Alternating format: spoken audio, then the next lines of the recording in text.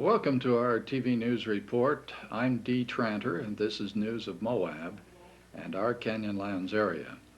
And first of all, let's take a look at the weather, give you an idea of what we think, at least maybe coming up by way of weather. I had thought that maybe we were going to move out of the winter season. Shows you what I know, huh?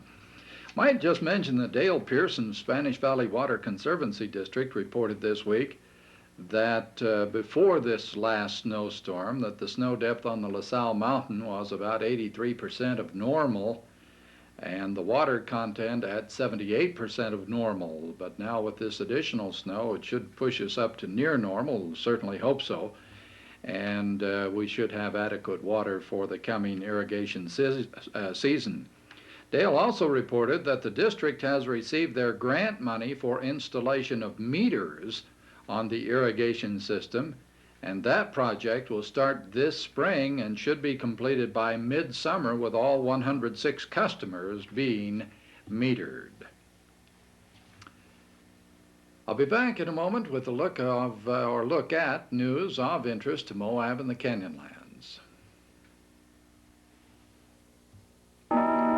Williamsburg Savings Bank announces the ultimate checking package. The Winner 1 and Winner 2 accounts offer a winning combination of benefits and services. Winner 1 offers free checking with a $100 minimum balance plus $100,000 common carrier accidental death insurance. Or for $5 monthly, the Winner 2 account offers 5.25% on your balance plus free checks, traveler's checks, money orders, $10,000 additional accidental death insurance, and more.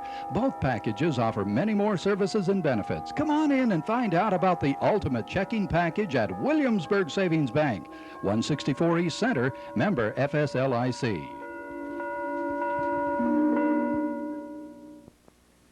News today, let's first of all give you a report on or at least some of the action taken this week at the regular meeting of the Grand County Commission. Among others to appear before the commissioners were County Sheriff Jim Nyland, who asked approval to hire Leonard Scott Berry to fill a vacancy on his staff, the starting salary to be grade 14-1. Scott is already post-certified, which will be a saving to the county on training. That's the police post-certification training. And approval was given for that hiring. The sheriff also discussed the need to amend ordinance number 46, which addresses the closing time for all places of business. Mr. Nyland recommended taverns be closed at 2 a.m. any night or every night except Sunday, when closing time would be at 10 p.m. The question was raised about minors being in bars with parents. Commissioner Fern Mullen said she feels there is a lot of need for input before she could make a decision.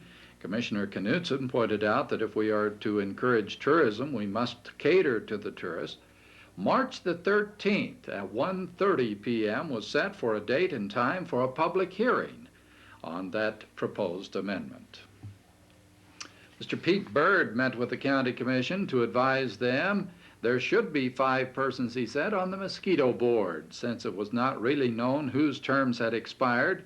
Mr. Lawton suggested that Pete Byrd, Lynn Sorensen, and Rudy Higgins, whose terms expire in January of 1990, be reappointed, and suggested appointment of 2 new persons of their with terms to expire in January of 1991. Several persons applied to fill vacancies on the board. Mr. Byrd recommended appointing Roberta Knutson and Venice Denny. Commissioner Mullen made a motion that Marcia Marshall and Connie Heath be appointed to the board. Merv seconded that motion. Commissioner Knutson then pointed out to Merv that he had indicated in a previous meeting the commission should go along with board's recommendation, and asked Merv if he still wanted to follow that suggestion. Mr. Lawton said he was flexible. The motion was passed. The commission suggested that bylaws be drawn up by this mosquito board, and also pointed out that a publicized schedule for spraying of mosquitoes should help citizens prepare for spraying.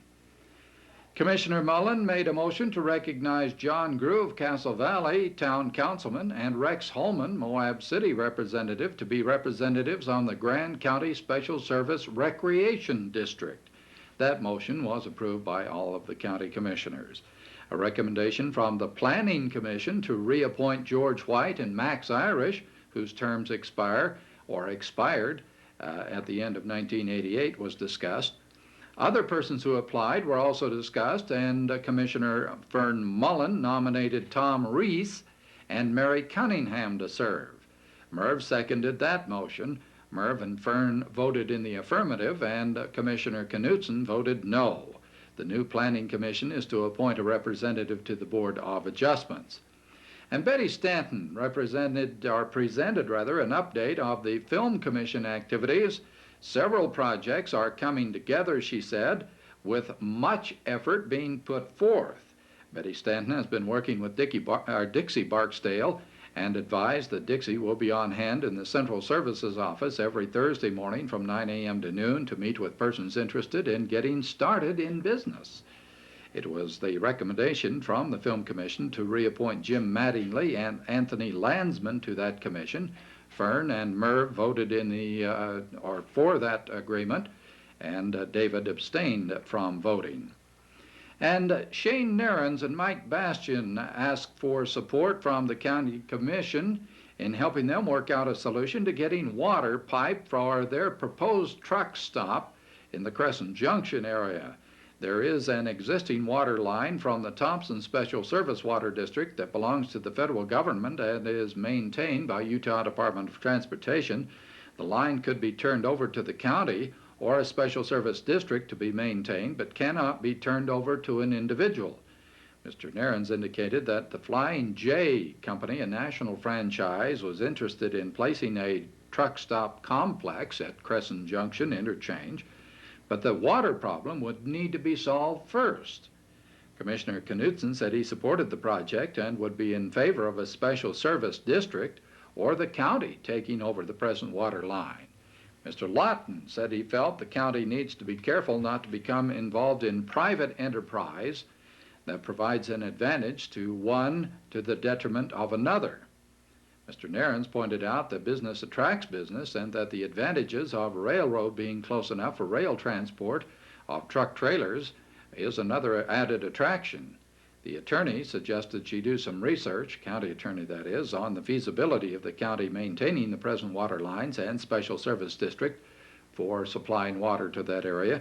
A report will be given at the next county commission meeting. Mr. Narens and Mr. Bastian thanked the commission for their encouragement and their time. In other news, we have learned of the death of Francis Nell Bevout Rowe. Francis Rowe passed away January 21st at Allen Memorial Hospital here in Moab of natural causes. Survivors include her husband Eugene Rowe, also a son Philip Rowe of Lawton, Oklahoma, and a daughter Clara Bracken of Billings, Montana, and 4 grandchildren survive. The family moved to Moab in 1979 following Mr. Rowe's retirement. During her 9 years of residency in Moab, she has been an active member of St. Francis Episcopal Church, and along with her husband, she co-founded the Moab League of Women Voters. She also loved and participated in many musical activities and was an accomplished pianist and piano teacher. Memorial service will be held Wednesday at 7:30 p.m. at St. Francis the 10th Catholic Church, or rather at the St. Francis Episcopal Church of Moab. And that's a memorial service at 7:30 p.m. Wednesday at St. Francis Episcopal Church here in Moab. I'll be back in just a moment and have more news after this message.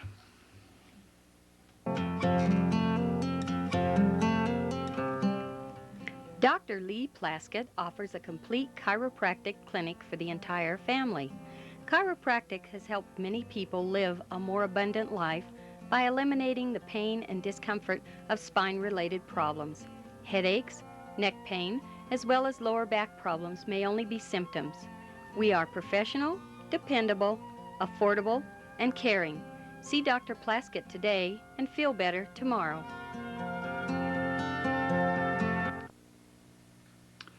In other news, thanks to the Grand County Travel Council, Utah Adventures Magazine February issue is going to feature Moab Film Commission's 40th anniversary. This is all part of the Travel Council's 1989 advertising campaign.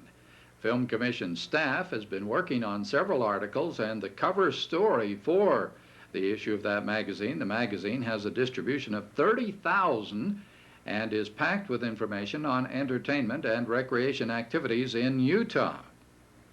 The Commission's articles will be accompanied by a number of photographs, including a photo spread on the cover that's part of the Moab Movie History Contest.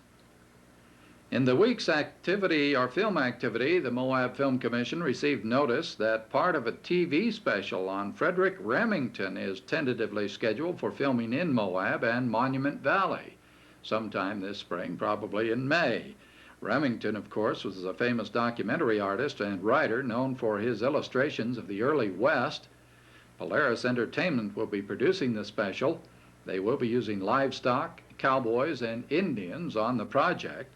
Also, Fox Productions will be in Moab sometime within the next couple of weeks to film part of a TV series, America's Most Wanted. They will be using some talent from Moab, including children, and more details on that will be available in the near future. Moab Chamber of Commerce held their Tuesday luncheon meeting this week. The workshop format for the meeting centered around yearly events in Moab and was the first of a series of themes oriented to be presented during luncheon meetings at the Chamber. Representatives from all clubs and organizations involved in special events in Moab were on hand to participate in this informative and well-attended workshop. Participants were presented with a calendar of events for 1989 and an event checklist to assist as a reference month by month and day by day in planning any special event. The Chamber's role is both to help and promote special events. The Chamber can ease the load and serve as a backup force for people who need assistance with their events, according to Bob Jones, co-chairman of the Special Events Committee. And by the way, the Chamber is invited to attend their next meeting, which will be an evening social event, will be held at Williamsburg Savings Bank on January 31st at 6 p.m. All Chamber members are encouraged to attend. In news from the schools, the Utah State Board of Education has mandated that every school district in the state will teach about AIDS to students in grades 3 through 12. Grand County schools have already started the process of making parents aware of the curriculum that will be presented to students. The first meeting for elementary parents was held at Red Rock Elementary January the 10th. Grand County Middle School was scheduled the evening of January 25th at 7 o'clock to introduce the curriculum to parents of middle school students. And it's an important matter, and school officials urge all parents to attend. Finally in the news, members of the Sun Devil swim team invite you to a lasagna dinner at the Elks Club on January 26th. It's Thursday night at 6:30 to 8 o'clock. The price is $4 per individual or $20 per family. Profits from the dinner will go towards defraying membership fees for the Sun Devil swim team and also for purchasing a timing system for Moab swim meets. All of the swimmers and the team said they'd like to give a hearty thanks to the Elk Club and to the community for their support. And that's news. News of our Moab and Canyonlands area. Join us each weekday for news right here on TV6.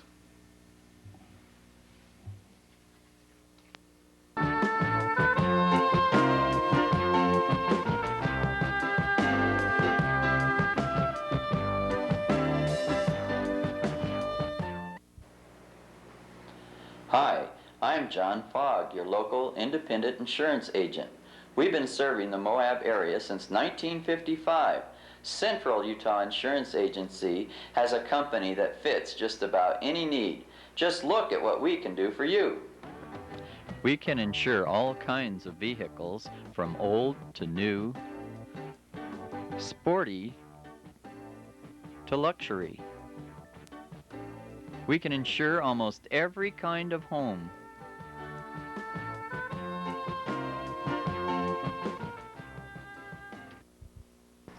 Why not come in and see me today? I will put your insurance coverage with a company that fits your needs at the best possible price.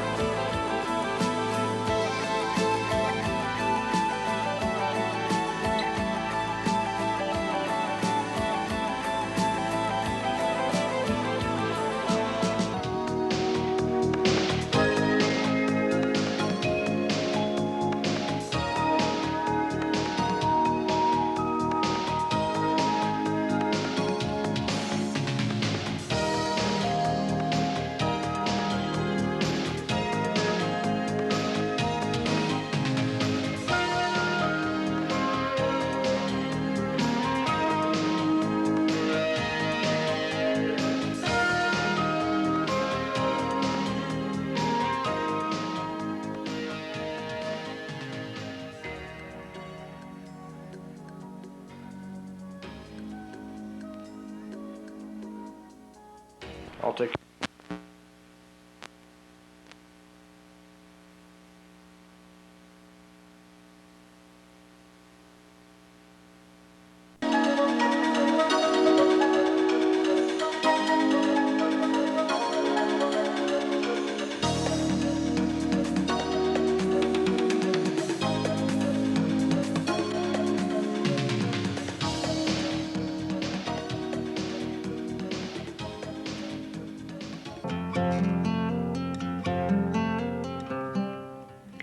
Dr. Lee Plaskett offers a complete chiropractic clinic for the entire family. Chiropractic has helped many people live a more abundant life by eliminating the pain and discomfort of spine-related problems. Headaches, neck pain, as well as lower back problems may only be symptoms. We are professional, dependable, affordable, and caring. See Dr. Plaskett today and feel better tomorrow. Welcome to our TV News Report. I'm Dee Tranter, and this is news of our Moab and Canyonlands area. And as usual, let's take a look at the weather picture and give you an idea of what is expected to come up by way of the weather. This storm system that moved through the area earlier in the week has moved on into Colorado. Hopefully left some snow up in those Colorado mountains that will be a benefit by way of water through the river during the summer. And it looks like maybe a little sunshine coming up for us now too. That's the weather picture, and I'll be back with a look at local news. In news, a historic landmark in downtown Moab has been gutted by fire, and I'll have that story and more news after this message. Williamsburg Savings Bank announces the ultimate checking package. The Winner 1 and Winner 2 accounts offer a winning combination of benefits and services. Winner 1 offers free checking with a $100 minimum balance plus $100,000 common carrier accidental death insurance. Or for $5 monthly, the Winner 2 account offers 5.25% on your balance plus free checks, traveler's checks, money orders, $10,000 additional accidental death insurance, and more. Both packages offer many more services and benefits. Come on in and find out about the ultimate checking package at Williamsburg Savings Bank, 164 East Center, member FSLIC.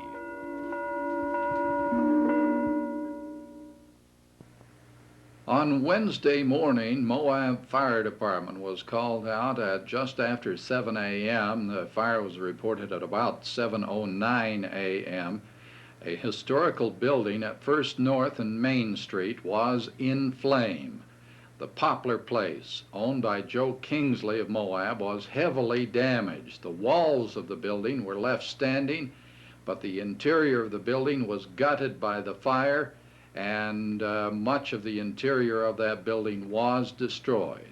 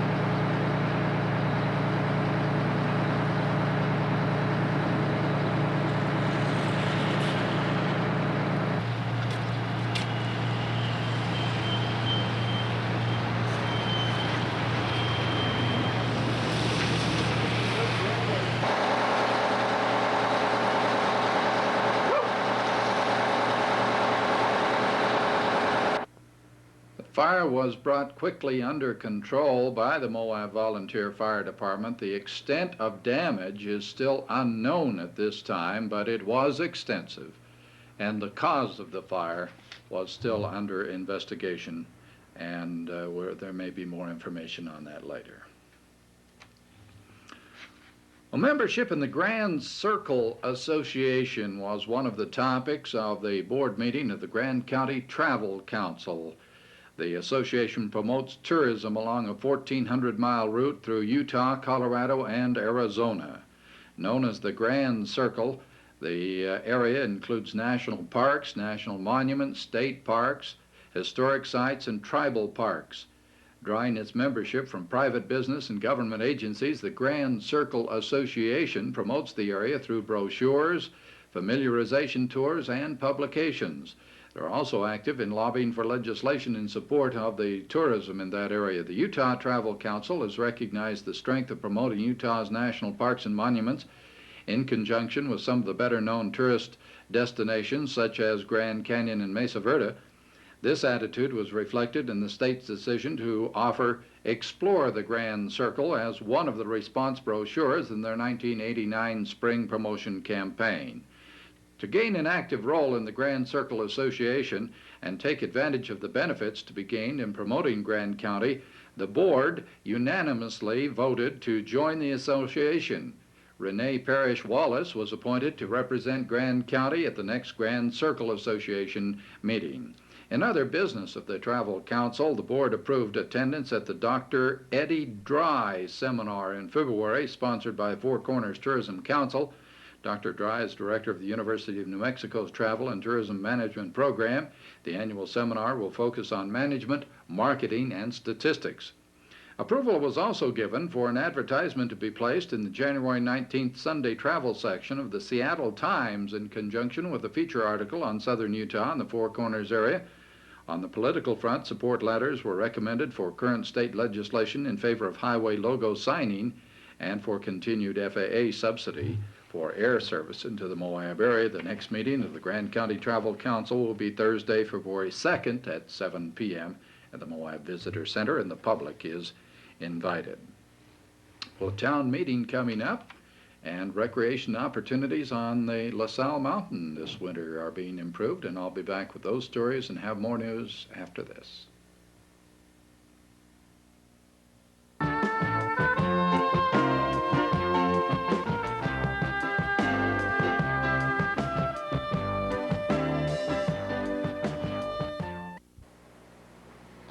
Hi, I'm John Fogg, your local independent insurance agent. We've been serving the Moab area since 1955.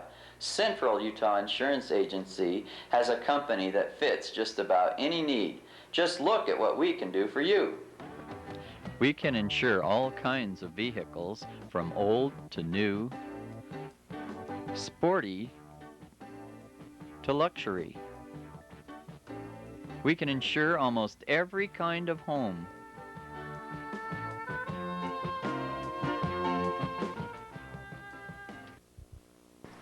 Why not come in and see me today? I'll put your insurance coverage with a company that fits your needs at the best possible price.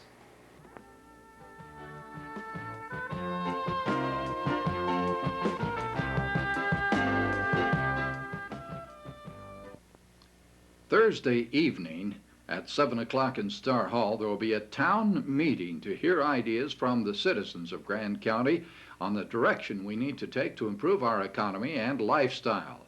TV6 had an informal talk with Bob Jones and County Commissioner Merv Lawton at Star Hall on what they would like to see happen at this meeting. Craig Bigler, who is instrumental in organizing the event, was also on hand to talk with Bob and Merv. We are in Star Hall with Bob Jones and Merv Lawton. This is the site of Moab's annual town meeting. This year it'll be held Thursday night, January 26th. Bob Jones is representing the Chamber of Commerce, which is a co-sponsor of this meeting. Mr. Lawton, of course, is representing the County Commission. Mr. Jones, would you explain to us why we are having a town meeting this year? Well, Craig, as I perceive it, I think that we're interested in trying to develop as a community a plan of action or a plan to give some direction of where this community wants to go.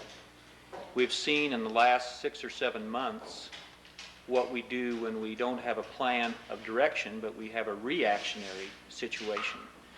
and that might be explained better if we think back to like the incinerator issue, where this town became somewhat divided and over that issue, and a lot of time was wasted and a lot of energy wasted and a lot of feelings that are going to take some time to heal became evident.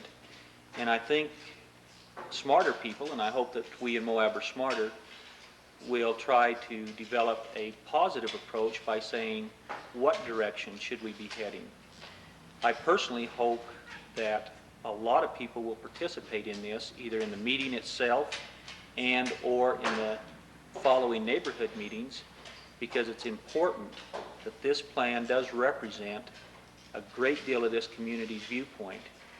If it comes out to where it's the few people that are usually speaking out,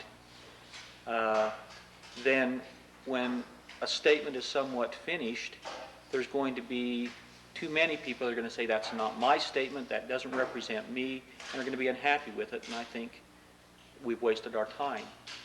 But to get people that sometimes are in the background but still leading certain segments of people in the community to get involved are important.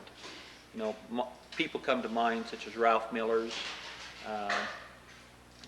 Don Cook's,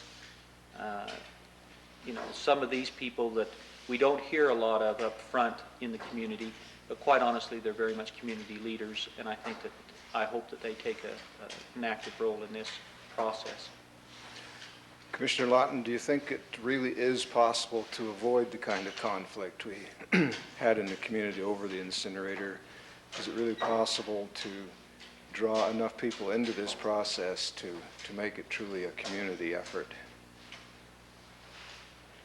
I hear sort of two questions there. If ever an issue like the incinerator comes up again, I'm quite sure we are going to have the same type of reaction. Let's hope it won't be quite as energy sapping and, as Bob so well put it, such a waste of effort and time. But there will always be issues that come up where people will be emotionally involved, and sometimes they will give thought or air to their emotions rather than to rational thinking. I don't think you're ever going to do that. People, that's how people are built. But in terms of the periods between these major issues, that is the important time that we have to consider. And that, I think, is what this meeting is all about. And I think Bob has put it very well.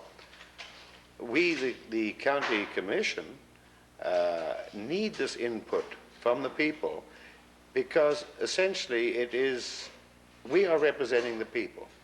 We are not trying to say this is how Grand County has got to be, and the three commissioners say are trying to bull this along on their own. We are the representatives of the people. We need to know exactly how the people are feeling. But we do want to point out that the whole environment of the area, and I'm not using environment in the derogatory sense here, the whole environment of the area has changed. And we cannot sort of think of ourselves as, gosh, what would I have done when I was 20 years old? I want to go back to that day. No, we cannot go back to those days. We've got to take it from now and go forwards. We can't go back to so many years ago when we were all, thinking differently, working differently, playing differently. We've got new roads to conquer, and they are all ahead of us. And we've got to know which particular road we must go down. Right. Mr. Jones, there's certainly no hope that we could learn all of these things from the public in one town meeting. How do you intend to expand upon the participation we have in one evening following the town meeting? Well, there's been an agenda set up that I think is really trying to get to those people that are not comfortable coming to a meeting and standing before a body and speaking what's on their mind. I wish that everyone in the community would. But after the town meeting, we hope to have a group of people, and there's quite a mix in this group, put together the general comments or statement as we perceive them coming out of this meeting. Then there will be neighborhood meetings that follow the town meeting, and we plan on many of those being held to try to have maybe the housewife that usually isn't going to attend one of these meetings know what her opinion is. We keep commenting on the importance of a statement like this being represented by a good large part of the community, and I'd like to just elaborate on that a minute. I feel so pleased with the people in Moab in general at how active they get in a lot of the roles that we have. We're a small community, but we can actually determine a great deal of our destiny. Merv says that he's a representative of the people, and I believe him. I know as a Chamber of Commerce member, one of the main points that I'm trying to get across is, on that board of directors doesn't make me the Chamber of Commerce, is the members that are the Chamber of Commerce. What should we be doing to represent those members in developing a better economic climate here? And so I think when you look at Moab, you can say that we're not big enough to say they did it to us. We should take the look at it that we are the people. We can go ahead and plan our own destiny somewhat. We've got two forums to do that in this one process. One, a general meeting to sort of initiate a spark of thought, and then follow-up meetings so that we can react to those comments. And those follow-up meetings will be in smaller homes and be able to get a lot of people's opinion. I think, from my viewpoint, the worst thing that could happen out of this meeting is to have people not be concerned about what's in this statement until the statement's been issued. And then we've got a problem if they get concerned, but they say, that doesn't represent me. All of a sudden, we've created an instrument of divisiveness in the community. And that's why it's important that we take an active position in this, and a positive position, rather than a reactionary position which might come 4 months later that says, no, I'm not interested in the direction that's being given. So I think with the two forums of a general meeting and then the neighborhood meetings, it should give us all an opportunity to at least comment on what we want to see out of this community. And once again, I don't expect this statement to be one that's a narrow line. I expect it to be one of great accommodation, and in some cases, great compromise, maybe small compromises.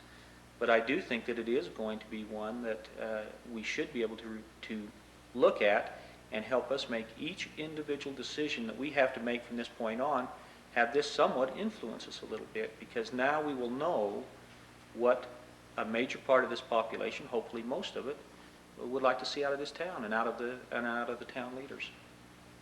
I think it's such a much better way than taking each issue and battling over it, at least as the major issues. And that doesn't mean we're not going to be in harmony. I don't expect us to all be in harmony, but I do think that we're looking at trying to get a little bit, narrow the track from 360 degrees down somewhat to where we are heading in a direction and know how to respond.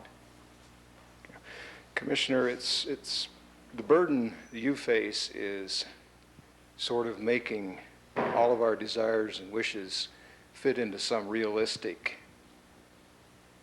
mode. In other words, we can't really afford to do an awful lot of the things that we'd like to do.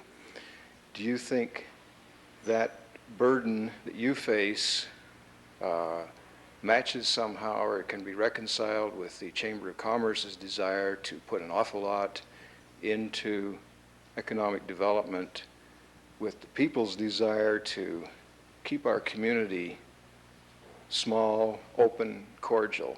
Will those things all balance out? They must balance out. I don't think you want to look at solely economic development and solely the other sort of position that you've painted. I don't know quite how to describe it. Something that is small and so almost narrow in a way with no economic development. I think you have to have a blend of the two.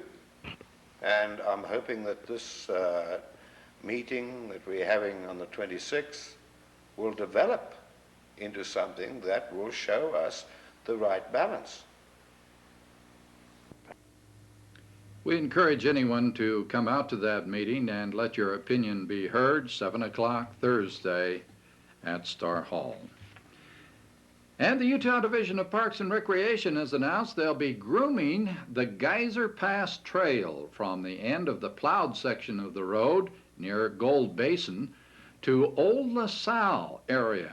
State Park personnel from Dead Horse Point and the Southeast region will be using the division's Thiokol Sprite Snowcat with snow grooming attachments to groom that trail. The equipment prepares a 10-foot wide packed trail. The grooming comes at the request of the Moab Chamber of Commerce and coincides with the Moab Winterfest Snowmobile Trail Ride to be held Saturday, January 28th. The trail will be groomed on either Thursday or Friday of this week. Registration for the trail ride is not required for use of the trail.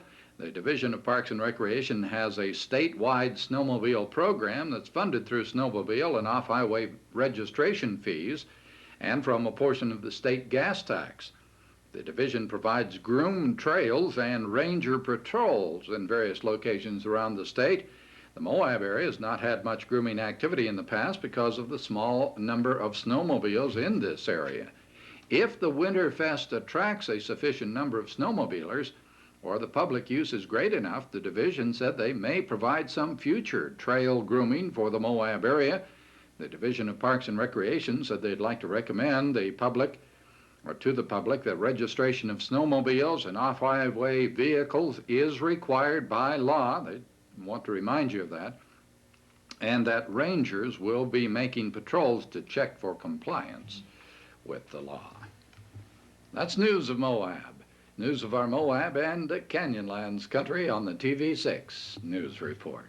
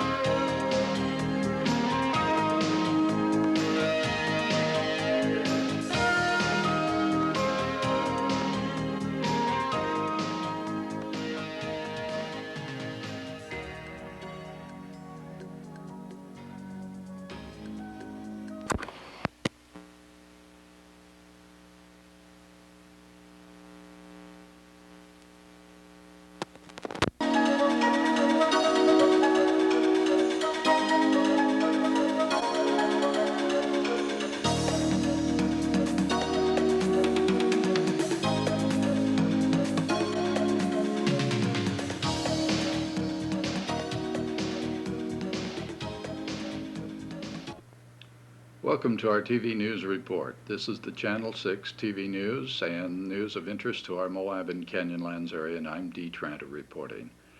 Well, let's give you a quick look at the weather as to what the current weather conditions are and what appears to be the forecast for our Moab area.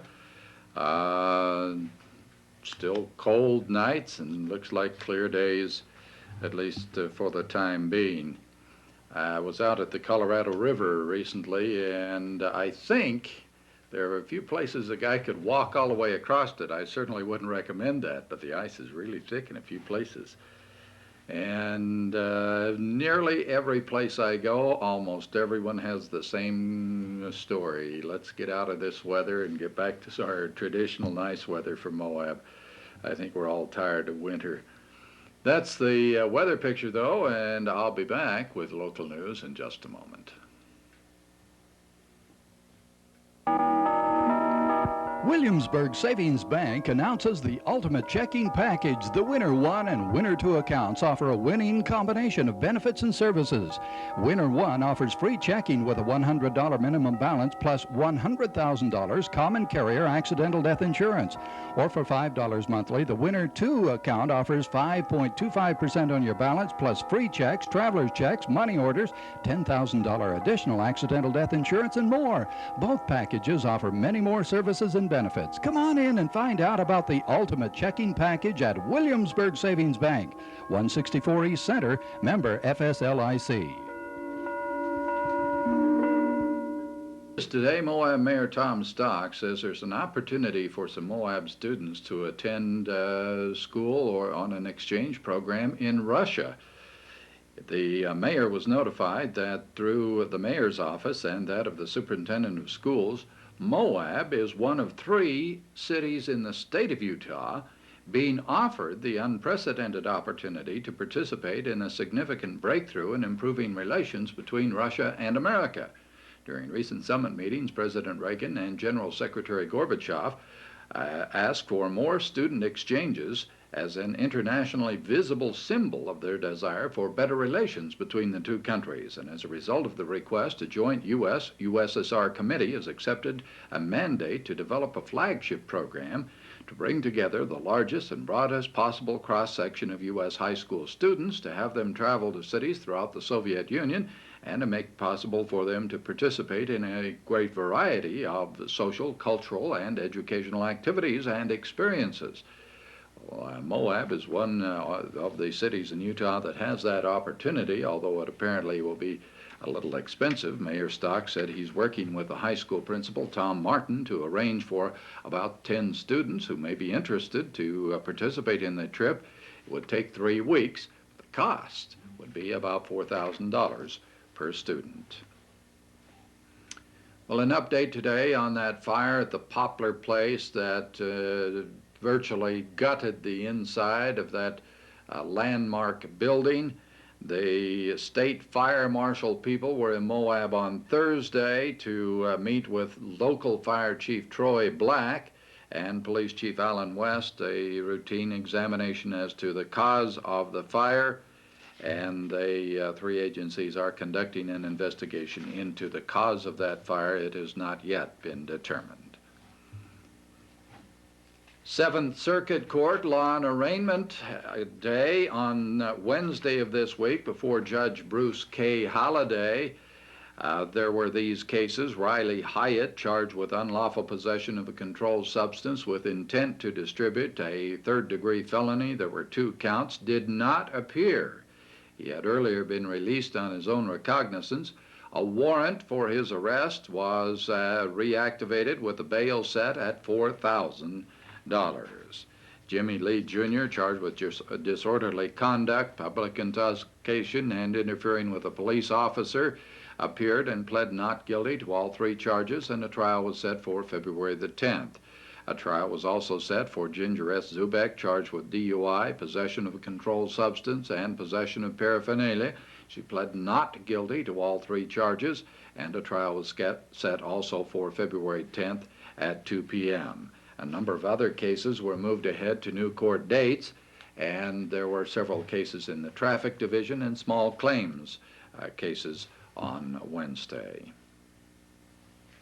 Well, there's going to be a new operator for the marinas down on Lake Powell, and I'll be back and have that story and more news coming up after this.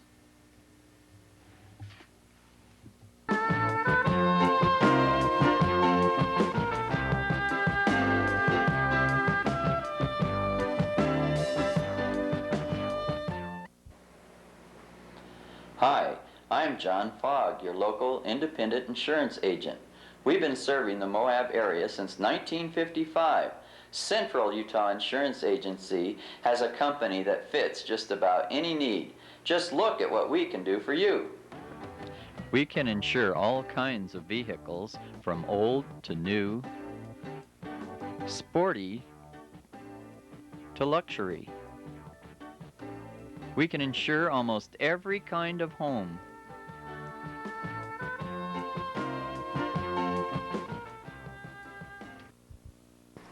Why not come in and see me today? I'll put your insurance coverage with a company that fits your needs at the best possible price.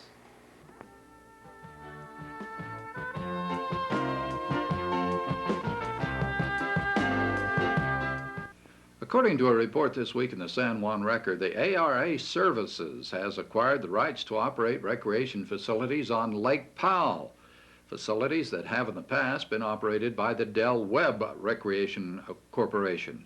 The price tag, $70 million. Last year, the facility generated $44 million in revenue. It employs about 1,000 people at the various marinas. The purchase includes 5 marinas on Lake Powell, Wahweap, Bullfrog, Halls Crossing, Height, and Dangling Rope. And Wilderness River Adventures, operator of whitewater raft trips through the Grand Canyon, are also included in the package. Joseph Newbar, chairman and chief executive officer of ARA, said our company has operated resort and recreation facilities at state and national parks across the country for the past 20 years. And he said it is our desire to make Lake Powell even more attractive for visitors and vacationers. Charles Gillespie, president of ARA's Leisure Services Division, which oversees the facility, said, "We've closely watched the development of Lake Powell, and we're extremely pleased to have an opportunity to contribute to the growth as one of the nation's most unique and memorable family-oriented vacation destinations." Gillespie said the facilities were operated as Lake Powell Resorts and Marina, and Al Early will serve as president. ARA will retain the former Webb headquarters in Phoenix, as well as the Lake Powell operations staff and its automatic reservation center. ARA has been in the leisure services market since 1966 and currently provides concessions at and lodging and food services at 11 resort areas, including Mount McKinley in Alaska, Mesa Verde in Colorado, and Shenandoah in Virginia. The company recently has been awarded a contract to provide food and concession services at the new Ellis Island National Park. It also operates facilities at Hearst Castle in California, Merwood State Park, also in California, and facilities also in Washington and New Mexico. National Park Advisory Academy for the Arts, located at Jackson Hole, Wyoming, has announced a 1989 Arts for the Parks competition with a $100,000 award for a first-place winner. In addition, 3 regional awards will receive $3,000 each, and the top 100 paintings will go on a national tour. The competition was created in 1986 by the National Park Academy of the Arts in cooperation with the National Parks Foundation. It's a national or an annual nationwide contest to search for the 100 artists, professional and non-professional alike, whose paintings best capture the essence and diversity of landscapes, wildlife, and history of our national park system. Artists who may be interested in this competition can get information locally by contacting the Canyonlands National Park office here in Moab, and that's located at 125 West, 2nd South. Looking at some school events, the activities this weekend, among others, include Weber State Debate Tournament going on up at Ogden on Friday.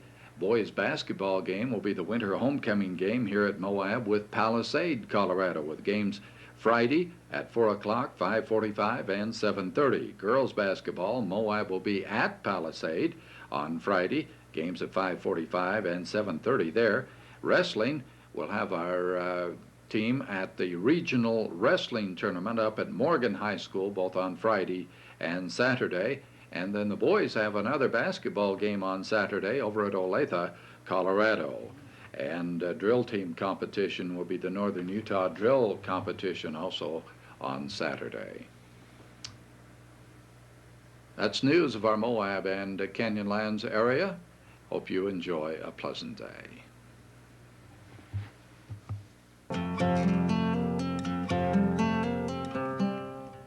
Dr. Lee Plaskett offers a complete chiropractic clinic for the entire family.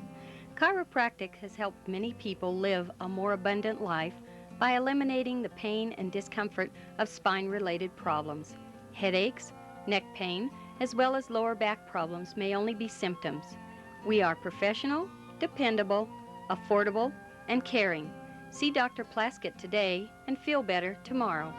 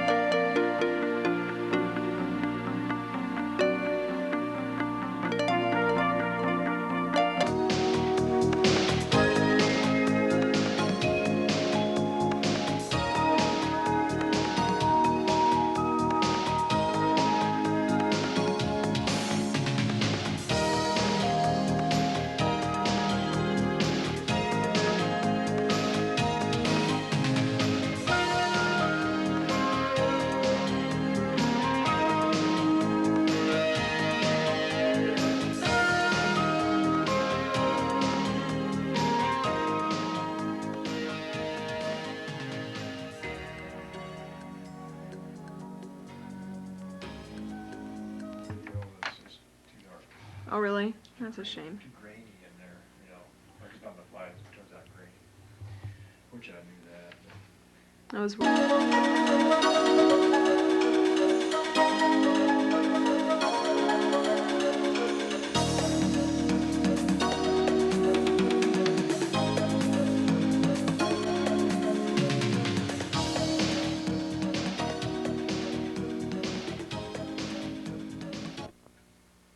Welcome to TV6 News. I'm Christine Robbins reporting, sitting in for Dee Tratter.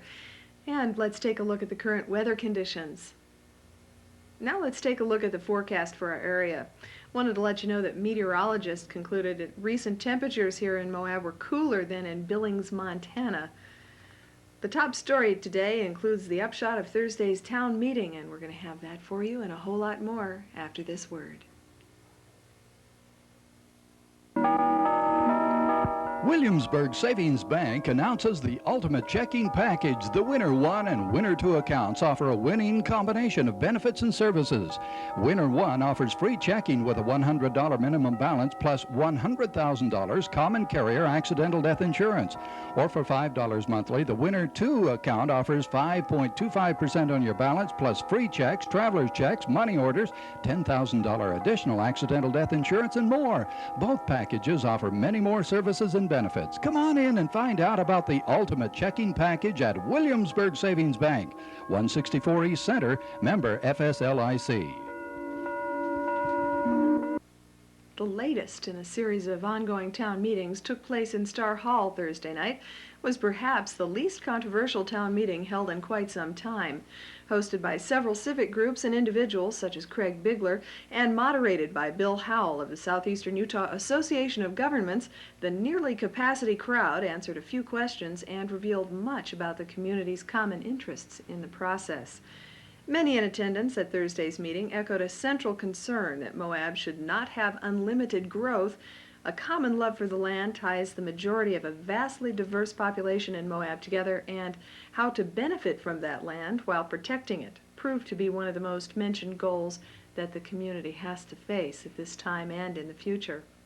I've always found it's very difficult to look into the future before you know exactly where you stand in the present. And I think one of the things we don't know about this community is precisely what is this community? What are the people's aptitudes, their needs, their ambitions, their real hopes for the present before we look into these. Otherwise, everything becomes pie in the sky, and we're raining pies too often, I think. One of the goals of the town meeting was to further define the direction Moab will take economically and aesthetically. One noted comment from the audience was that Moab is apparently at a crossroads of opportunities, and the community has a unique chance to shape the future of Moab. Ideas, volunteers for the community task forces, and continued effort for community pride were solicited. And if you're interested in contributing, then you will have another chance at some of the upcoming town meetings if you did not attend Thursday. Lynn Borg, the Utah State Fire Marshal, was in Moab on Thursday to meet with Troy Black, Fire Chief, and Alan West, Police Chief, to determine the cause of the Poplar Place fire that occurred on Wednesday. The fire completely destroyed the interior of the historical building. After hours of investigation, the cause was found to be wood-burning stove, and a wooden chair next to the stove started to smolder sometime after the establishment was closed. The smoldering spread slowly throughout the building, and in doing so, the windows were blackened with smoke, which prevented anyone from noticing the fire. It's estimated that the interior smoldered all night and used all the oxygen in the building. Then, at approximately 7 a.m. on Wednesday morning, the fire broke through the roof and created an avenue for oxygen. At this time, all of the interior was heated to the ignition point, and with the fresh oxygen, a flashover occurred, and the interior exploded in flames. Although Moab Volunteer Fire Department responded in their traditional rapid time, the building interior was beyond saving. At this time, the cost of the damage is not known, and a structural engineer is going to be brought in to determine the complete extent of damage in regards to rebuilding. We'd like to add that many people in Moab have praised the Volunteer Fire Department for their efforts, and according to Frank Mendonca of the Fire Department, we have the lowest fire insurance rates in the state, thanks to these dedicated volunteers. Coming up next, hazardous waste is being dumped in the Grand County landfill. We'll have that story and more after this message.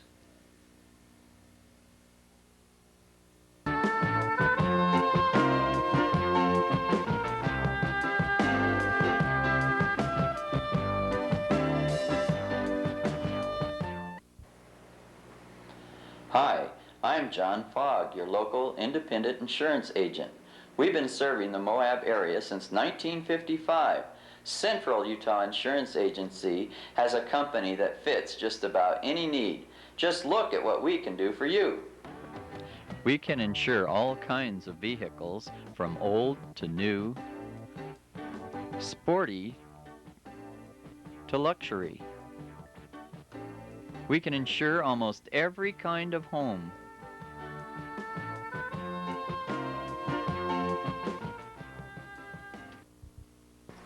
Why not come in and see me today? I will put your insurance coverage with a company that fits your needs at the best possible price.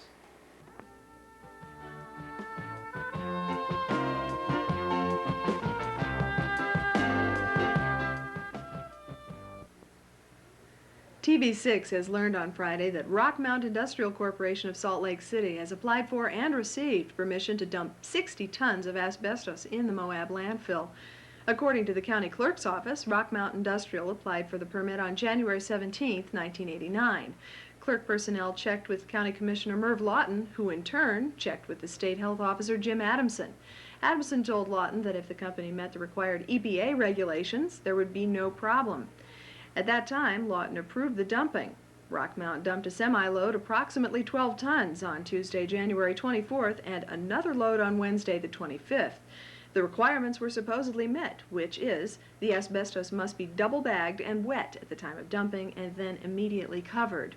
Now, for this service, Grant County receives $1,200 per semi-load.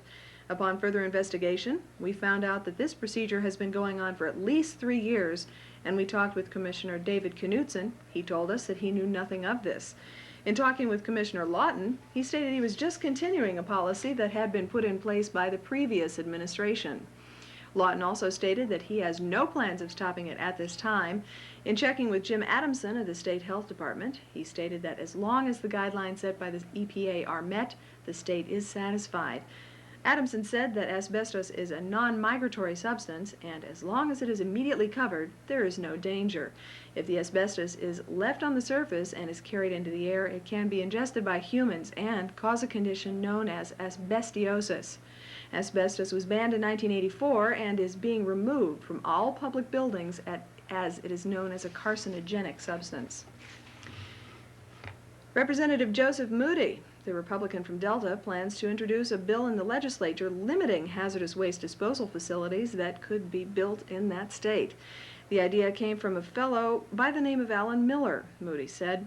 Miller is a community resource specialist for the Utah Environment Center, a Salt Lake City organization that lobbies on environmental issues in Utah.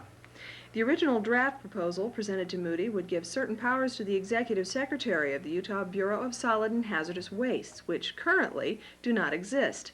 The tentative draft reads, quote, "The executive secretary may suspend acceptance of further applications for a commercial hazardous waste facility upon finding that he cannot adequately oversee existing and additional facilities for permit compliance, monitoring, and enforcement. Upon such suspension, the executive secretary shall report to the management committee of the legislature," unquote. The clause would effectively cap the number of sites that can be built, and it would also require permit applicants to provide, quote, "compliance history of an owner or operator proposed commercial hazardous waste incinerator. Such evaluation may be applied by the executive secretary in a hazardous waste operation plan decision, including any plan conditions," unquote. Legislative Research and General Counsel is a year-round hired staff consisting of attorneys, writers, and other experts who help write and review the bills and provide other appropriate services to the legislators. Cross-country skiers are soon going to be getting a chance to discover Utah's best-kept cross-country skiing secret, says Carbon County Chamber of Commerce Executive Director Thelma Jones. The Chamber and a group of Price area restaurants and motels are sponsoring the tours of, quote, "the magnificent alpine mountains surrounding eastern Utah's high desert, some of the best cross-country skiing in the United States," unquote, said Jones. The first tour takes place Saturday, February 18th, and leaves for Price for the Cleveland Reservoir in Huntington Canyon. The all-day tour will be led by experienced guides who will be following freshly groomed trails near Skyline Drive. A snack lunch will be provided, and the first 50 participants will also receive a sweatshirt. The second trip on Sunday, February 19th, also leaves from Price and is a half-day guided tour of the groomed trails leading to Schofield Reservoir, one of Utah's most popular recreation spots. There will be light refreshments along the way, and both tours include round-trip bus transportation from Price to the tour site, and Cleveland Reservoir tour costs $25. Schofield Reservoir trip costs $15, and the deadline for signing up is February 14th, Sweetheart's Day, 1989. For more information, you can call the Carbon County Chamber of Commerce at 637-2788. I'm Christine Robbins reporting the TV6 News for today. Thanks for watching.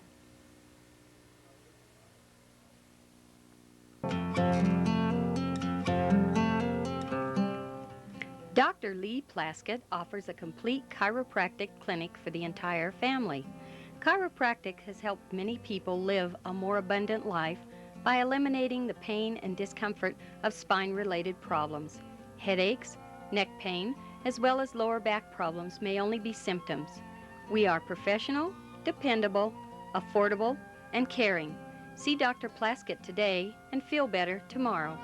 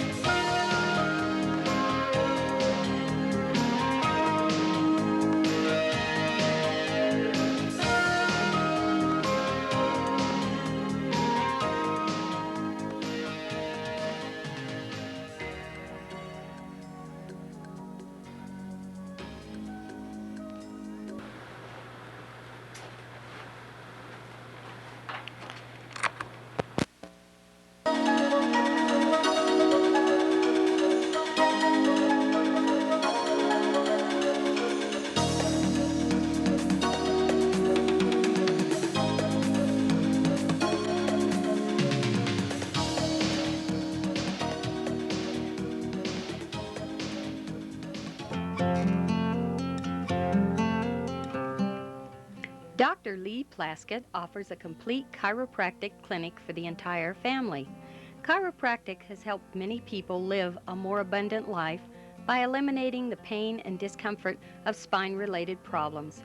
Headaches, neck pain, as well as lower back problems may only be symptoms. We are professional, dependable, affordable, and caring. See Dr. Plaskett today and feel better tomorrow. Welcome to our TV6 News Report. I'm Dee Tranter, and this is a roundup of news of our Moab and Canyonlands area. And first of all, as we usually do, let's take a quick look at the weather forecast for our Moab area and give you an idea of what may be coming up. As you may have known, if you've watched the Salt Lake television news reports, they're looking for some cold weather later in the week, but at least we've had a little break in our weather and a lot of the snow melting. It's felt pretty good the last few days to have some fairly mild weather, but we may be back to some cold weather. But we're down to the end of January, and traditionally, even on those winters such as this one, when we have a fairly cold winter, We're usually at the end, or nearing the end of our real winter season when we get to the first, well, hopefully at least by the middle part of February. Well, I'll be back in just a moment, and we'll take a look at news of interest to our Moab and Canyonlands area. Williamsburg Savings Bank announces the ultimate checking package. The Winner 1 and Winner 2 accounts offer a winning combination of benefits and services. Winner 1 offers free checking with a $100 minimum balance plus $100,000 common carrier accidental death insurance. Or for $5 monthly, the Winner 2 account offers 5.25% on your balance plus free checks, traveler's checks, money orders, $10,000 additional accidental death insurance, and more. Both packages offer many more services and benefits. Come on in and find out about the ultimate checking package at Williamsburg Savings Bank, 164 East Center, member FSLIC.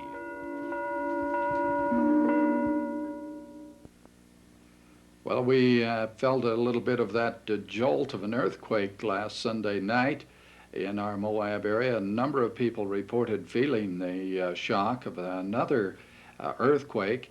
It is the biggest earthquake and very close to the same magnitude as that one that occurred over in Emery County last August, the middle part of last August. This one occurred over near Salina, Utah. It registered 5.4 on the Richter scale, and it was felt by many people in the Moab area. We checked with Paul Girardi, superintendent at Arches National Park. He reported that he has received a number of phone calls to check on conditions at the park as to rock falls or any serious damage, and he said that he's happy to report that they have not been able to find any damage at Arches National Park. The quake struck at about 9:08 p.m. Sunday night. It measured 5.4 on the Richter scale. The center was about 15 miles southeast of Salina, Utah. In our last news report, we mentioned to you, gave you a report of dumping of asbestos at the Moab landfill. We since discovered that a Salt Lake firm had received a permit to dump up to 60 tons of asbestos that was being removed from a facility near Greeley, Colorado. The first 2 loads were brought in on Tuesday and Wednesday of last week. On Monday morning of this week, Jim Mattingly of Channel 6 TV News talked with Mayor Tom Stocks about the situation. Tom, as you're now aware of, last week a truck came in from Denver and dumped approximately 25 tons of asbestos. Were you aware of this before you found out from the newscast? I received a phone call last Thursday from a citizen telling me that there was some trucks to come in, and I'm not even yet aware that they did dump one. Now, you say they did. I will accept that. Yes, we show that they dumped one on Wednesday and one on, Tuesday and Wednesday. They made 2 loads of about 12 tons each. What I'd like to know is, we've been told that this has been going on for like 3 years. Are you aware of that?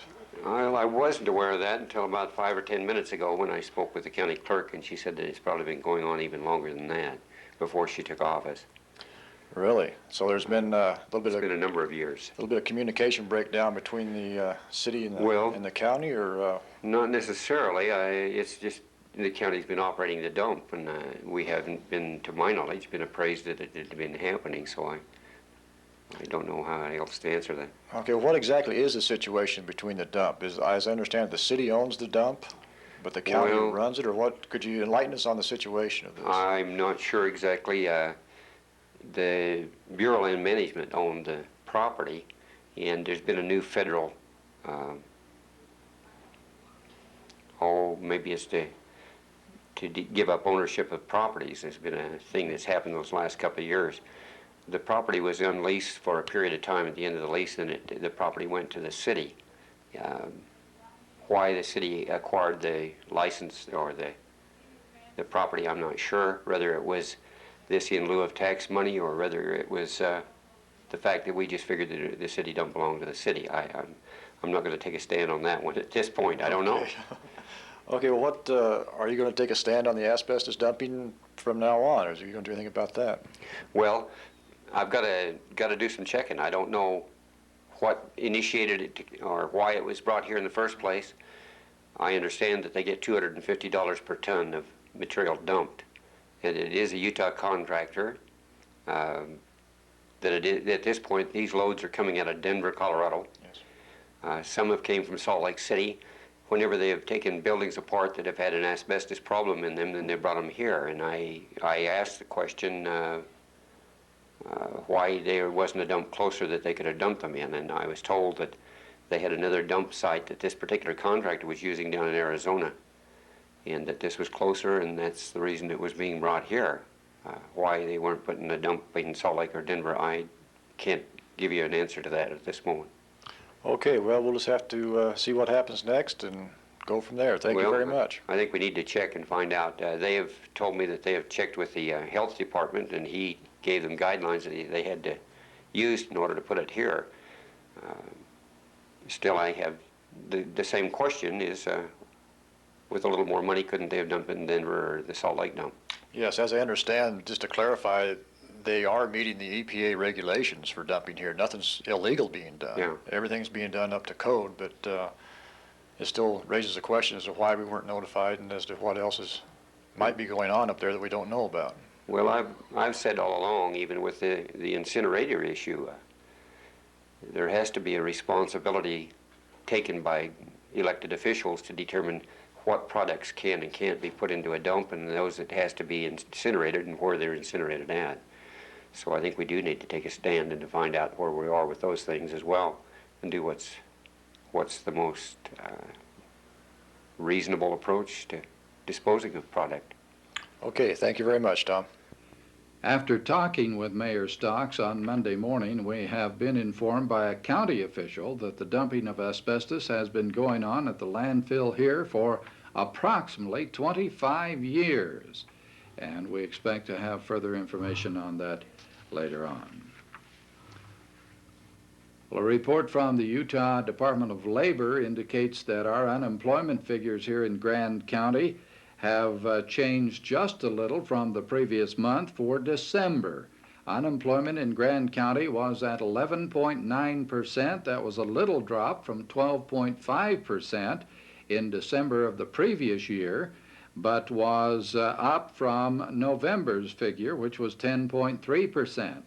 You may remember we'd reported to you that back in November, Grand County had the highest unemployment in the state of Utah. Well, we were up even more for December, but so were some other counties. Highest unemployment in Utah was at Juab and Garfield counties, both with 12.8%. San Pete County was the same as Moab at 11.9% unemployment. Those are the four counties in Utah with the highest unemployment figures. The number of jobs, though, has increased. The civilian labor force, however, also increased. In the December to December period, the civilian labor force jumped from 2,630 to 2,700. That's a 2.7% increase. The non-agricultural wage and salary jobs increased from 1,880 in December of 1987 to 1,910 in December of 1988. That is a 1.6% change. So the number of jobs increased 1.6%. The number of people in the labor force increased, however, by 2.7%, accounting for an increase in the unemployment rate. Utah ranks high in the personal tax burden. I'll be back and have that story and more news coming up after this message.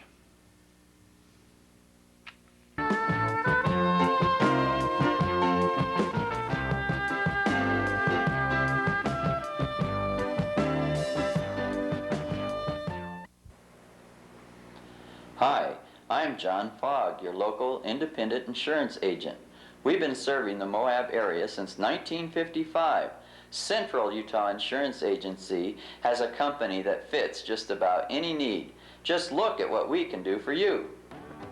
We can insure all kinds of vehicles, from old to new, sporty to luxury. We can insure almost every kind of home.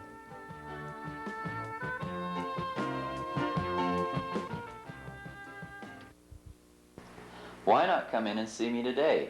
I'll put your insurance coverage with a company that fits your needs at the best possible price.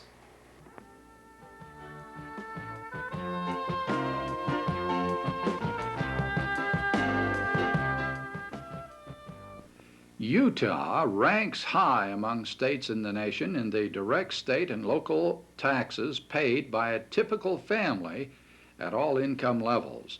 That was the conclusion of a study showing the common taxes paid by a family of 4 persons in the largest city of each state, released by the Utah Foundation. The foundation reported that the overall family tax burden in Salt Lake was 16 to 22% above the U.S. median of all income levels. Salt Lake City's tax burden ranked either 15th or 17th among the 51 cities surveyed at income levels ranging from $20,000 to $100,000 per year. The study was based on the 4 major taxes collected from individuals. One is the individual income tax, secondly, the real property tax, third, sales and use tax, and fourth, automobile taxes, including gasoline tax, registration fees, excise taxes, and personal property taxes on motor vehicles. These 4 taxes sources account for more than 75% of all state and local taxes collected in a typical year. Bids were recently opened on a highway striping project here in southeast Utah. Bids were opened January 24th by Utah Department of Transportation on a project to do traffic paint striping as needed on state highways throughout Carbon, Emery, Grand, and San Juan counties. 2 contractors submitted bids, and Flasher Barricades of Salt Lake City was the apparent low bidder at $56,918. The official engineer's estimate was $57,275. The contract will not be awarded, however, until bids are reviewed to make certain there are no errors and have been no errors made, and that all requirements are met. The project was set up to assist Utah Department of Transportation's District 4 office with their paint striping needs. The contract may require the contractor to paint any roadway within the district boundaries comprised of the 4 counties. The type of work may include repainting existing roadways, painting new surfacing projects, painting crosswalks, stop bars, and pavement messages. Striping and pavement messages are painted on highways to assist the motorist to make highways safer. In some cases, they're used to supplement the regulations or warnings of other traffic signs or signals. Once awarded, the contract will be in effect until the middle of June. This type of work will cause some traffic interference, but it should be of short duration, and funding of the project come from Utah maintenance budget. And speaking of Utah's highways, if you'd like to adopt a highway, you or your club or organization are still able to do so. Civic groups wishing to adopt a section of state highways for roadside litter pickup should apply as soon as possible to be ready for spring. According to the Department of Transportation, the Adopt a Highway program allows scout troops, church groups, civic clubs, and business organizations to adopt a 2-mile-long section of highway to control litter. Groups promise to do the work for 2 years, conducting at least 3 litter pickups per year. Mr. Johnson said applications and approvals cannot be done overnight, so interested groups should plan ahead to get going when spring arrives. UDOT has already mailed out some 40 applications to interested groups and has received a lot of phone calls, according to Mr. Johnson. He said he's afraid that when weather warms, the group will swamp the department with completed applications wanting to get started right away. He said several UDOT divisions must approve and pass on application forms. The process moves very smoothly, but applications and forms have to be mailed back and forth, so he said it may take up to several days to get a club lined up. Again, if you're interested, contact UDOT, Utah Department of Transportation, in Salt Lake City. Their Salt Lake address is 4501 South, 2700 West. Zip code is 84119. Finally, let's take a look at sports activity at Grand County High School coming up this week. Girls basketball on Wednesday will have Moab at Monument Valley. They have 3 games, 4 o'clock, 5:45, and 7:30 there for girls basketball on Wednesday. Friday, Boys basketball will have Monticello visiting here at Moab with games at 4 o'clock for JV, or rather for freshmen, JV contest at 5:45 and the varsity game at 7:30. Also on Friday, the outdoor education cross-country skiing program will be underway, and on Saturday, the wrestlers will be on their way over to Cedar City, where the state wrestling meet will be held. And that's news of Moab and the Canyonlands country. Hope you enjoy a pleasant day.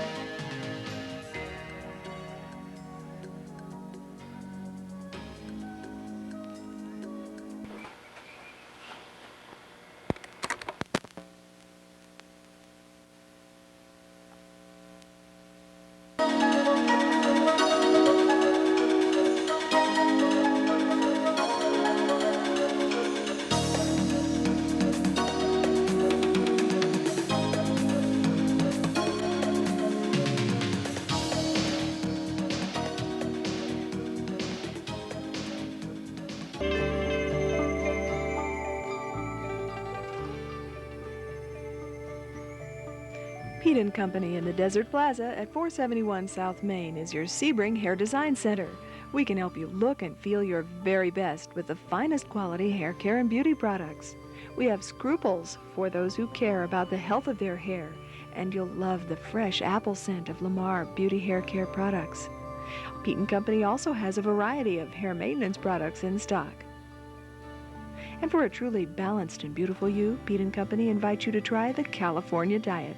If you're like most of us and 15 to 25 aggravating pounds are standing between you and the trim body you visualize, come to the California Diet, where at last health and beauty are one. Treat yourself to a new, healthy, beautiful look. Plan a visit to Pete & Company.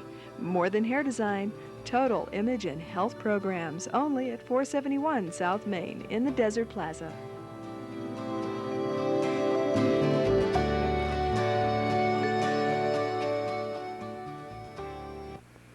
Welcome to our TV6 News Report. I'm Dee Tranter, and this is news of our Moab and Canyonlands area. And it is nice to be with you with a roundup of news of our Moab country. Let's first of all give you a quick look at the weather forecast and what may be coming up weather-wise for us. And again, as you have probably noted, the weather forecasters are calling for the Arctic Express, some colder weather. Most of us in Moab are hoping for some warmer weather. We'll see what comes by. And that is the weather, and I'll be back with a look at local news in just a moment. Williamsburg Savings Bank announces the ultimate checking package. The Winner 1 and Winner 2 accounts offer a winning combination of benefits and services.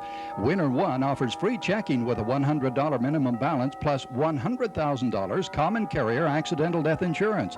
Or for $5 monthly, the Winner 2 account offers 5.25% on your balance plus free checks, traveler's checks, money orders, $10,000 additional accidental death insurance, and more. Both packages offer many more services and benefits. Come on in and find out about the ultimate checking package at Williamsburg Savings Bank, 164 East Center, member FSLIC.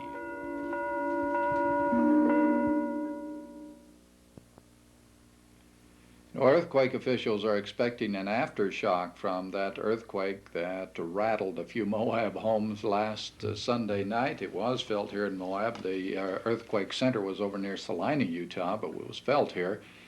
And seismologists this week say an aftershock that measures in the high 3s or low 4s on the Richter scale can be expected usually within 5 days after the original tremor is the general pattern.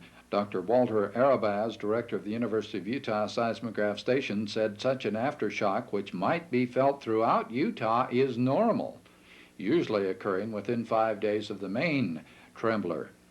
As of 3 p.m. Monday, 15 aftershocks had been detected, but they were minor. They're still expecting a bigger one sometime.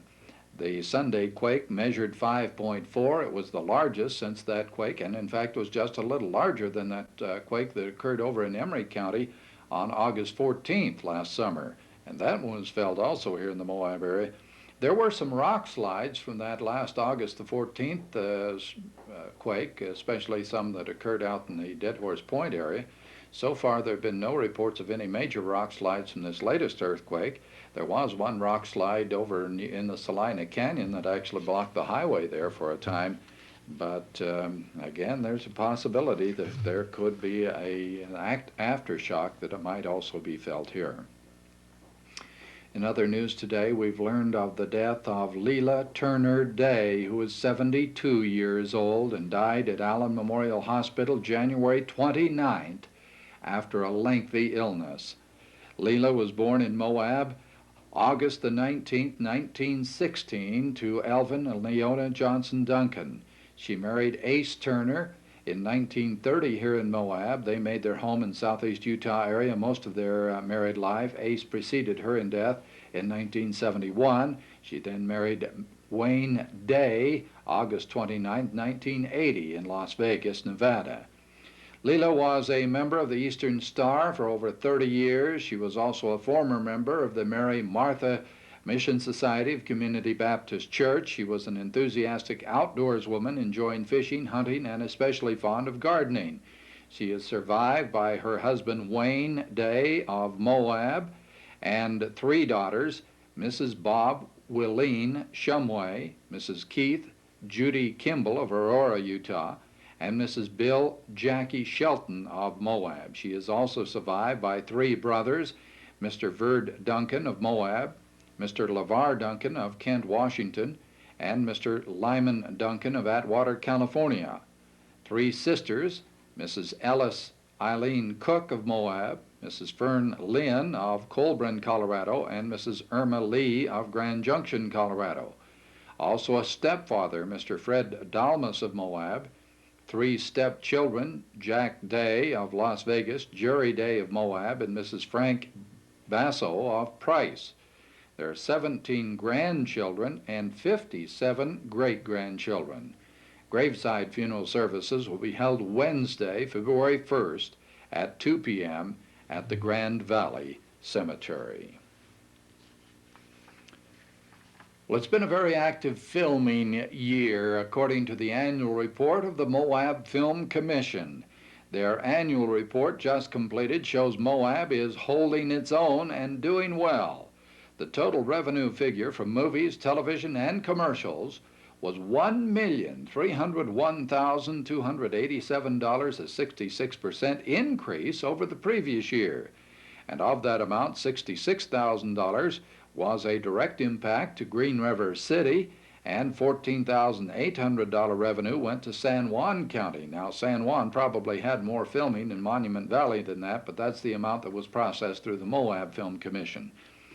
Of the 499 contracts made by, or contacts rather, made by the Moab Film Commission in 1988, 17.5% did visit our Moab area. The Moab Film Commission hosted 35 location scouting parties and 52 film productions during the year. Many of the companies filming in the area had been here before. The return business is an excellent sign of progress, and the number is increasing each year. Statistics for 1988 film projects show there was a total of 708 production days, resulting in 16,236 man days spent at motels in Grand and San Juan counties. Production companies hired 254 local people to work as crews, extras, and day players. The filming last year of Indiana Jones, The Last Crusade, and the movie called Sundown marked the first time since 1967 that two major features were filming in Moab at the same time. Funds supporting the Moab Film Commission in 1988 were about $35,000 between the Moab Film Commission budget and the CSU support budget. Considering our population, Moab's remote location, heavy competition, and our limited funds for promotion, the Moab Film Commission said they felt that the $1.3 million Moab received is a good share for the industry, dollar for dollar. It's been a good investment for our community.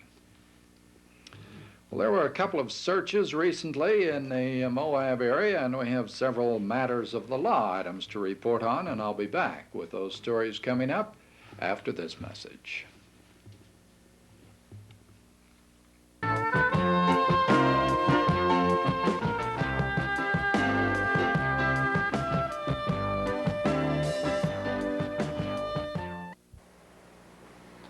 Hi, I'm John Fogg, your local independent insurance agent. We've been serving the Moab area since 1955. Central Utah Insurance Agency has a company that fits just about any need. Just look at what we can do for you. We can insure all kinds of vehicles, from old to new, sporty to luxury. We can insure almost every kind of home.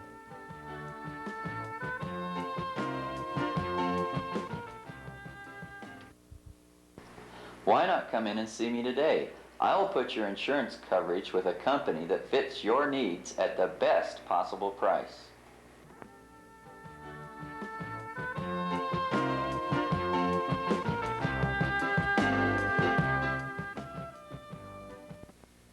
In matters of the law, Moab Police Department reported a theft that occurred over the weekend at the Super 8 Motel north of Moab sometime between Saturday night and Monday morning. Persons entered an unlocked shed at the construction site of the Super 8 Motel and removed approximately $5,100 worth of tools. The police department officials said they do have a suspect and the investigation is continuing. The sheriff's office investigating the illegal kill of a yearling steer that occurred over the weekend.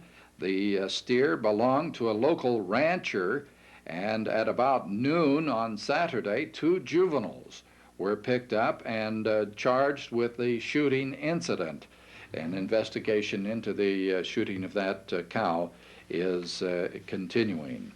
Sheriff's office and search and rescue people were involved in a search over the weekend. The Grand County Sheriff's Office received a phone call that a person had been rabbit hunting. That was Mr. Keith Montgomery. His wife called the sheriff's office and said he had been hunting rabbits and had not returned home. Mr. Montgomery's wife said he could have been in the Sandflats area. She was very concerned that he might be stuck or hurt, and it was very cold. Sheriff's office called out the Moab Search and Rescue Team, And members of that team responded within minutes and began a search in the Sand Flats area. In the meantime, while they were attempting a search in that area, the sheriff's office dispatcher received a phone call that Mr. Montgomery had been found in the Black Ridge area by some friends who were looking there, Kent Dalton and Dave Knudsen. It was said that Mr. Montgomery was very cold and very stuck, but was all right. The sheriff's office said they were very happy the county has an organization that they can call on in need, the Search and Rescue Department.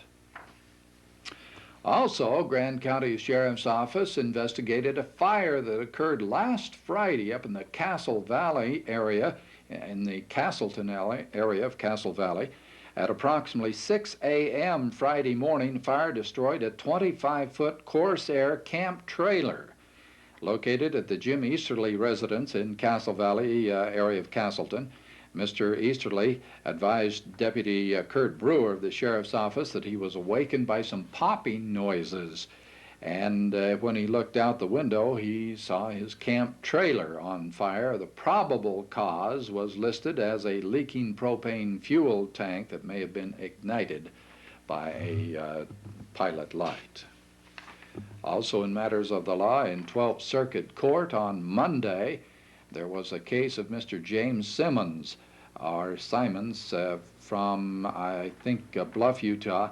He was charged with 2 charges that were the result of an accident that took the life of a young Moab man last May.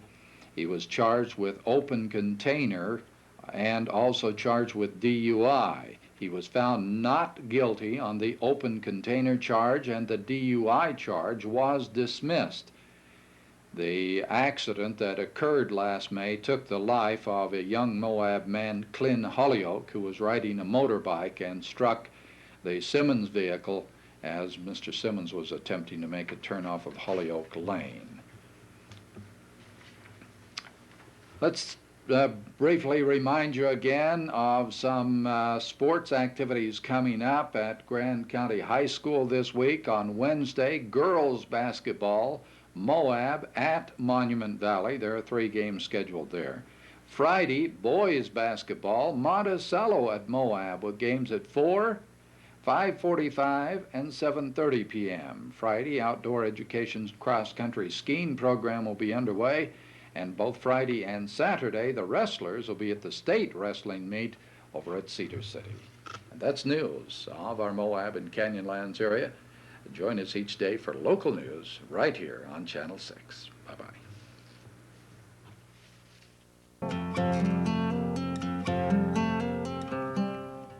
Dr. Lee Plaskett offers a complete chiropractic clinic for the entire family.